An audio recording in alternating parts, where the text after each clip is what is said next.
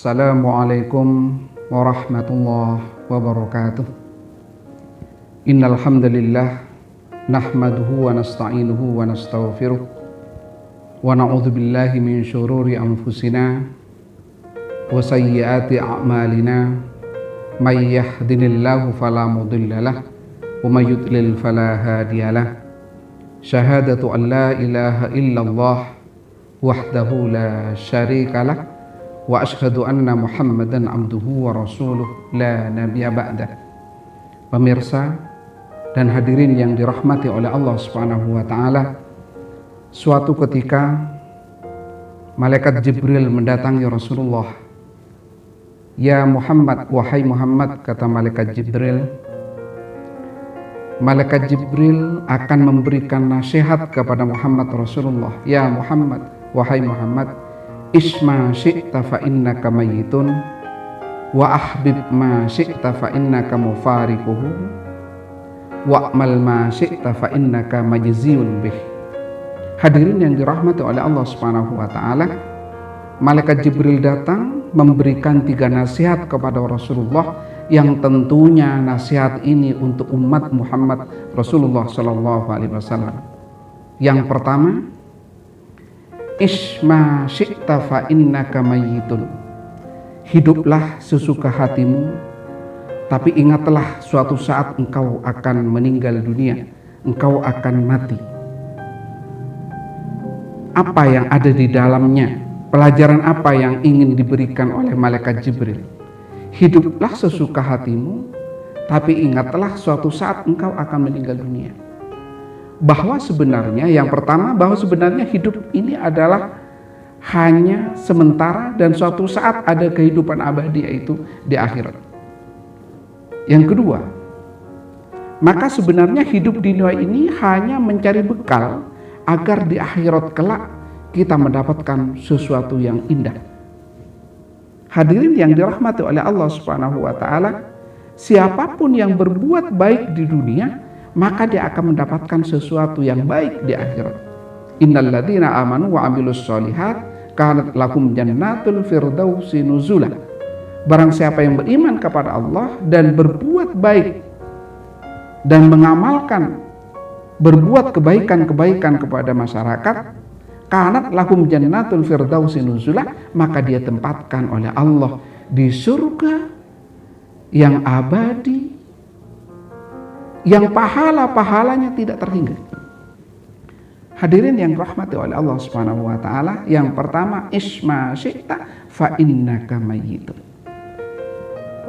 Yang ketiga, jadikanlah hidup ini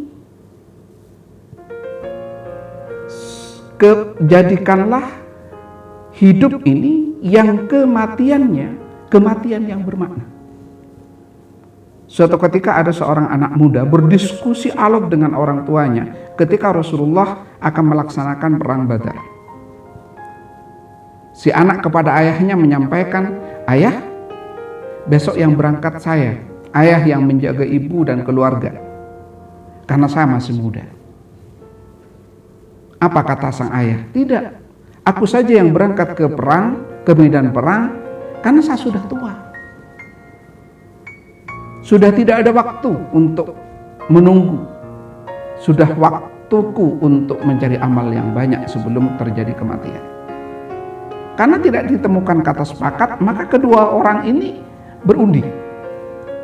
Akhirnya ternyata dimenangkan oleh anaknya. Maka pagi-pagi sekali sang anak berangkat. Kira-kira waktu duha sekitar jam 10, sang ayah mendengar bahwa anaknya gugur di medan perang. Kemudian orang tuanya datang kepada Rasulullah, "Ya Rasul, saya akan masuk ke medan perang. Anak saya sudah meninggal dunia di medan perang." Kata Rasulullah, "Tidak." Dia mohon lagi kepada Rasulullah, "Ya Rasul, saya akan masuk medan perang, anak saya sudah gugur di medan perang." "Tidak," kata Rasulullah. Kemudian dia menyampaikan lagi, "Ya Rasulullah, saya akan masuk ke medan perang, perbolehkan saya masuk ke medan perang? Anak saya sudah gugur di medan perang." Kemudian Rasulullah bertanya, "Apa motivasimu untuk masuk ke medan perang?" Tadi malam saya bermimpi bertemu anak saya di surga. Setelah mendengar jawaban itu, Rasulullah mempersilakan orang tua ini untuk masuk medan perang. Dan sejarah mencatat bahwa kedua orang ini mati syahid di jalan Allah Subhanahu wa Ta'ala. Setiap penceramah, setiap motivator yang memberikan motivasinya kepada para hadirin sering mencontohkan dua manusia hebat ini. Dia meninggal dunia, tapi meninggalnya bermakna. Karena meninggal di medan perang dan meninggal dengan mati syahid. Indah rasanya kalau tiba-tiba cucu kita menyampaikan tahu bahwa kita meninggal dunia saat sujud.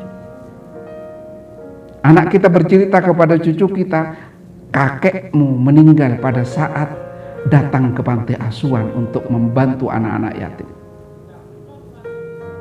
Kakekmu meninggal dunia pada saat takbir. Kakekmu meninggal dunia pada saat tawaf. Nenekmu meninggal dunia pada saat sa'i. Nenekmu meninggal dunia pada saat wukuf di Arafah. Ini yang dimaksud oleh malaikat Jibril. Isma syi'ta fa innaka mayyitun. Jadi hidupnya bermakna. Bagaimana menurut Islam? Man sanna sunnatan hasanatan falahu ajruha wa ajru man amila biha. Barang siapa yang mempelopori kebaikan, maka suatu pahala. Orang ini meninggal dunia di perang, satu pahala. Kita meninggal dunia pada saat sujud, satu pahala. Kita meninggal dunia pada saat wukuf, satu pahala. Nenek meninggal pada saat sa'i, satu pahala. Sampai di situ tidak, kata Rasulullah, wa ajru man amila biha. Dan dia pun akan mendapatkan pahala dari sekian banyak yang mengikuti jejak kebaikannya itu. Kalau nenek yang meninggal dunia mampu mengetuk orang lain untuk naik haji, maka sang nenek itu akan mendapatkan pahala dari sekian banyak orang yang pengen naik haji. Kakek yang meninggal dunia pada saat tawaf kemudian menginspirasi generasi berikutnya untuk tawaf, untuk ke Baitullah, maka sang kakek ini akan mendapatkan pahala sebanyak orang yang mengikuti jejaknya. Itulah sebabnya para ulama mengatakan orang yang duduk di depan saat sholat berjamaah atau sholat pada saat Jumat akan mendapatkan unta. Sebenarnya bukan di situ letaknya. Sebenarnya logikanya orang yang duduk di depan itu akan menjadi inspirator bagi orang yang ada di belakangnya. Maka setiap orang yang terketuk hatinya diakibatkan orang yang terdahulu datang itu, maka yang terdahulu akan mendapatkan sekian banyak pahala dari sekian banyak orang yang mengikuti jejaknya. Hadirin yang dirahmati oleh Allah Subhanahu wa Ta'ala, yang kedua, nasihat malaikat Jibril adalah ahbib ma syi'ta fa innaka mufarikuhu. Ahbib ma syi'ta fa innaka mufarikuhu. Cintailah benda, orang atau apapun yang ingin kau cintai, kata malaikat Jibril. Tapi ketahuilah suatu saat kita akan dipisahkan oleh Allah Subhanahu wa Ta'ala. Pesan apa yang ingin disampaikan oleh malaikat Jibril? Maka Jibril ingin memberikan pesan bahwa pada saat kita bersama, maka perpisahannya itu harus bermakna. Anak kita mulai kecil, dari kecil SD, SMP, SMA bersama kita. Mungkin kuliah juga bersama kita. Tapi tiba-tiba dilamar oleh seseorang, kemudian dia tinggal di Jakarta, di Jambi, atau dimanapun. Tiba-tiba anak itu salim kepada suaminya. Anak itu tiba-tiba menggelar sajadah pada waktu tengah malam. Anak kita tiba-tiba melakukan kebaikan-kebaikan kepada suaminya. Mengambil kopi sebelum suaminya minta. Memberikan minum sebelum suaminya minta, memijit suaminya sebelum suaminya minta. Sang suami tanya kepada istrinya, kenapa engkau terbiasa seperti ini? Apa kata anak yang hebat itu? ibuku yang terbiasa melakukan seperti ini. Ibuku yang tengah malam menyediakan sajadah sebelum ayah kami melakukan tahajud. Ibuku yang selalu salim ketika ayah datang. Ibuku yang selalu salim ketika ayah mau pergi. Ibuku yang selalu baca bismillah pada saat ingin melakukan sesuatu. Ibunya sudah meninggal dunia 20 tahun yang lalu. Anak kita yang laki-laki tiba-tiba menjadi orang yang hebat di tempat lain. Dan kita sudah tidak bersama dia. Karena mungkin kita sudah meninggal dunia.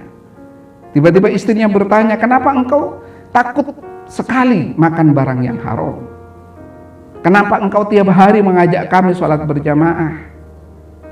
Kenapa engkau tidak pernah marah walaupun orang lain bersalah pada dirimu? Maka sang anak yang hebat itu mengatakan, ayahku yang memberikan contoh. Tiap malam membangunkan kami untuk sholat tahajud. Ayah kami yang selalu baca bismillah pada saat mau makan. Ayah kami yang selalu minta maaf pada saat beliau bersalah. Ayah kami yang selalu membacakan Al-Quran sehingga hati kami luluh dengan bacaan Al-Qurannya. Ayah kami yang selalu menyanandungkan kalimat thayyibah sehingga telinga kami terbiasa dengan kalimat thayyibah itu. Ayahnya sudah meninggal dunia, hadirin. Ayahnya sudah dikafani 7 tahun yang lalu. Ayahnya sudah meninggal dunia 7 tahun yang lalu. Tapi sang ayah atau ibunya mendapatkan pahala dari sekian banyak kebaikan anaknya itu. Karena perpisahannya dengan orang yang kita cintai melalui episode yang bagus pada saat bersama. Anak muda yang punya pacar, tiba-tiba kita dengan pacar kita tidak jodoh. Dia menikah dengan orang lain. Dia berpacaran dengan orang lain. Kemudian ketika pacar yang berikutnya itu mau megang tangannya, wanita ini mengatakan, jangan. Ketika pemuda yang lain itu mau berbuat maksiat, wanita ini mengatakan, jangan. Kemudian laki-laki itu curiga. Kemudian tanya, kenapa engkau seperti ini? Mantan pacarku yang dulu selalu menghargai kesucian tanganku. Mantan pacarku yang dulu selalu menghargai kesucian bibirku. Mantan pacarku yang dulu tidak pernah hidungnya menyentuh pipiku. Katanya sebelum dia menjadi muhrim. Berpisah, tapi perpisahan yang indah. Karena sang pacar yang dulu menjaga kesucian pacarnya sehingga dibawa. Dia pun mendapatkan pahala dari sekian banyak pahala yang diterima oleh si perempuan itu, sebab orang ini yang menjadi pelopor kebaikannya. Harta yang kita cintai. Jadikan perpisahannya bermakna. Istri kita bertanya, kemana kursi yang di belakang itu ayah? Maka sang ayah yang hebat itu mengatakan, kursi itu sudah milik panti asuhan. Kemarin sudah diusung, saya kasihkan panti asuhan. Sang anak bertanya, ayah, kayu yang besar-besar itu kemana? Nduk, kayu itu sudah ada di jembatan sana. Karena orang mau lewat sulit, maka kami membuat jembatan. Kayu-kayu itu yang jadi jembatannya.